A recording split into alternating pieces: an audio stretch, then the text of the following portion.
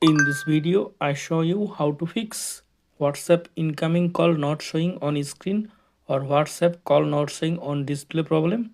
For fixing this problem, first of all, check that battery saver or power saver option enable, disable it. Then go to Play Store. Now click on search for WhatsApp.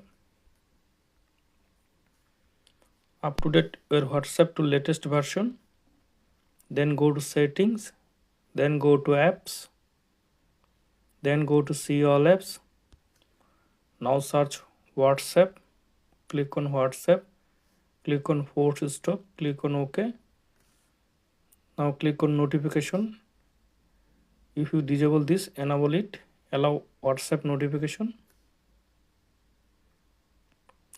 Scroll down, click on battery, make it unrestricted.